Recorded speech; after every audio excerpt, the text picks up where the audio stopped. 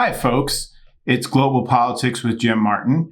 Today, I want to talk about recent events in Lebanon involving the exploding pagers and walkie-talkies situation. So just to catch everybody up in case you're not aware of this, a couple days back, pagers that were being used by Hezbollah members simultaneously exploded kind of all over Lebanon. These severely injured or killed a whole range of Hezbollah operatives, but also a number of innocent bystanders and family members and things like this. The following day, walkie-talkies used by the same group began exploding too. Some small number of people killed, a lot of people severely injured. This particular operation has been widely attributed to Israel and, tacitly claimed by them. It's illegal under international law to use civilian infrastructure to kill military combatants in this way, endangering civilians in this way. The outcome of this is that Hezbollah, as an organization, has been cut off from its ability to rally its membership. It's degraded its response to threats that may come its way. And furthermore, within the organization itself, they are quite likely to have a deep suspicion that there are moles operating within their organization. The particular operation and everything that went along with it, you can read about that elsewhere, but I wanted to just provide some general context on this whole situation, which may be informative. So what is Hezbollah anyway?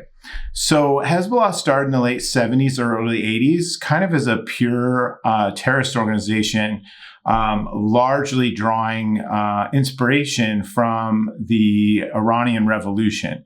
It is a Shia movement, meaning that its members tend to have Shia Islamic beliefs as opposed to Sunni Islamic beliefs. It has grown to be a guerrilla force and a political force and has a transnational reach.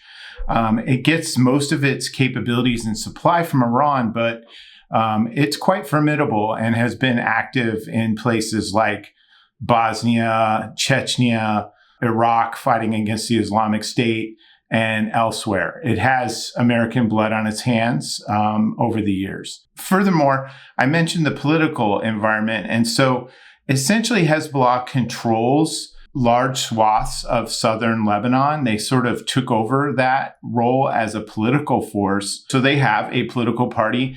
They actually manage and control the delivery of services and infrastructure to the people that live in those areas.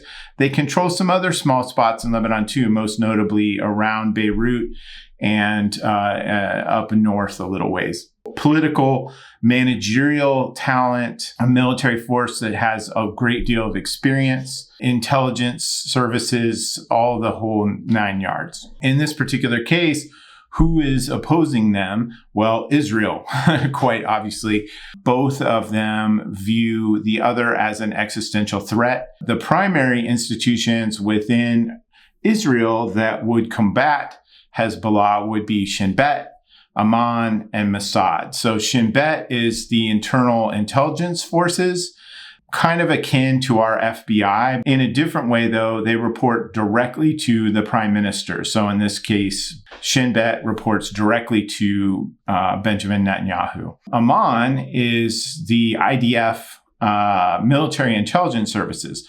Those report to the IDF general staff. They have a particular unit which seems like they would probably have played a role in this, which is called Unit 81. They're focused on technology, these kinds of things. Finally, Mossad is their foreign intelligence service. They focus on intelligence gathering and operations.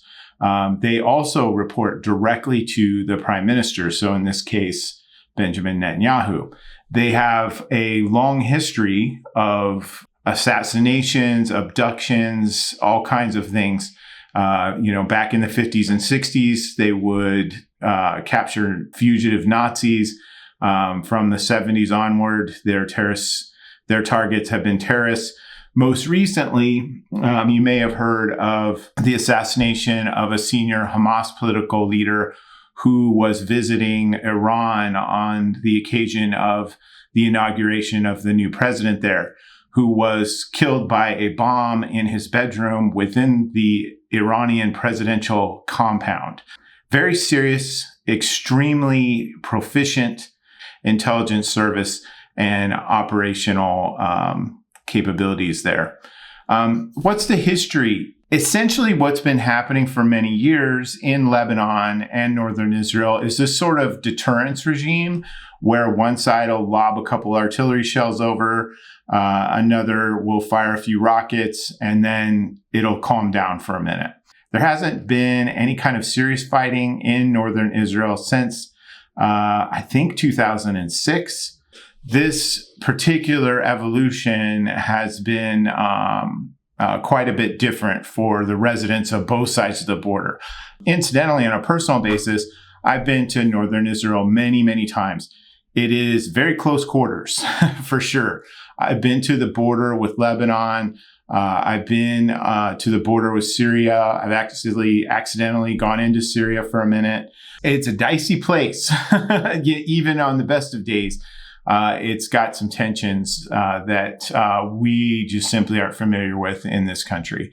I can't emphasize enough how small of a place it is in terms of geography and the kind of density of what's going on there. A lot of small towns, major port on the coast of Israel there. Everything's like, hey, 15 miles over there is this. 20 miles up there is that. Any kind of combat operations within that area is a serious deal for the people who live there on either side of the border, on either side of the three borders, because really Syria, Lebanon, and Israel all meet, and there's disputed territory amongst all three countries. So this deterrence regimes of kind of reciprocal small scale things have been going on for a while. And then we have October 7th. What does this have to do with Gaza? Really, this is a target of opportunity, an opportunity moment for Hezbollah. Since October 7th, Hezbollah has been regularly shelling northern Israel. Civilians have been killed on Israeli side. Civilians have been killed in Lebanon as a result of retaliatory strikes by the Israeli Air Force and by artillery. Within 10, 15 miles of the border, pretty much all of the Israeli towns have been evacuated.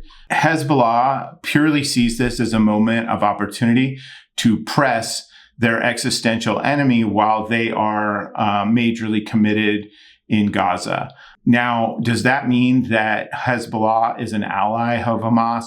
Hardly. They are diametrically opposed on religious grounds. Hezbollah is probably somewhat more practical about that than Hamas might be. But in essence, if you put the two in a room and nobody else is around, they'd both try to kill each other and Hezbollah would win. Now, what comes next after this operation with the walkie-talkies and the pagers and the things like that? The result of this means that Hezbollah has been severely compromised in its ability to communicate with its foot soldiers and probably its middle management. They have that sense that, hey, somebody on the inside is passing along what's going on in here. And that lack of ability to communicate and that internal fear of what's going on really puts them in a weak place.